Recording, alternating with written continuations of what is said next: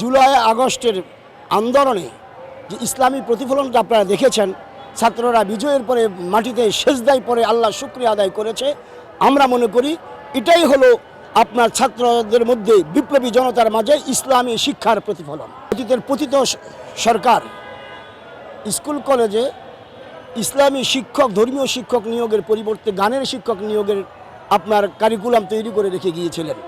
বর্তমান সরকার ক্ষমতা আসার পর ইদানিং শিক্ষা মন্ত্রণালয় আবার সেই কারিকুলামটাকেই বাস্তবায়ন করার চেষ্টা চালাচ্ছেন, যার প্রতিবাদে আমরা বলছি বাবা মা সন্তান জন্ম দেয় কিন্তু তাদেরকে আদর্শ মানুষ তৈরি করতে পারে না।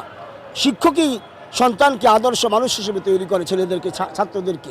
আমরা যাতে করে সেই আদর্শ শিক্ষক, ধর্মীয় শিক্ষাটা ঠিকমতো সন্তানগুলো পায়, ছেলেমেয়েরা পায়, এবং নৈতিক শিক্ষা পেয়ে তারা যেন আদর্শ মানুষ হয়, দেশপ্রেমিক হয়, বাবা মা প্রেমিক হয় ও শিক্ষক প্রেমিক হয়, সেই শিক্ষাটা যেন আমরা দিতে পারি। এই জন্য আমরা স্কুল কলেজ ইউনিভার্সিটিগুলোতে ধর্মীয় শিক্ষককে বাধ্যতামূলক করার জন্য দাবি তুলেছি। আমাদের দেশের যারা রাজনীতি করে, বিশেষ করে বড় বড় দলগুলো এক একটা রাষ্ট্রের সাথে সংশ্লিষ্ট, বিভিন্ন রাষ্ট্রের সাথে আপনার সম্পৃক্ত হয়ে তারা রাজনীতি করার চেষ্টা করে।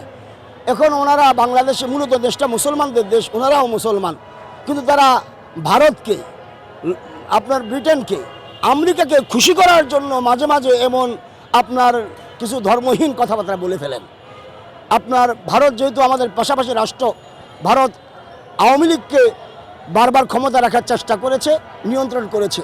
আওয়ামী লীগ যা এখন যেহেতু চিরতরে বাংলাদেশ থেকে বিতাড়িত হয়েছে, হয়তো বা ভারত আবার বিএনপির নেতৃবৃন্দকে তাদের সাথে বোঝাপড়া করে, ছলা পরামর্শ করে বাংলাদেশকে আবার নিয়ন্ত্রণের কোনো ষড়যন্ত্র করছেন কিনা, এটা আমাদের বোধগম্য নয়, এটা আমরা সন্দিহান। আসলে আমরা তো আপনার শুধু আন্দোলন করছি, এটাকে মাত্র দাবি তুলেছি, এখনও আন্দোলন শুরু হয় নাই।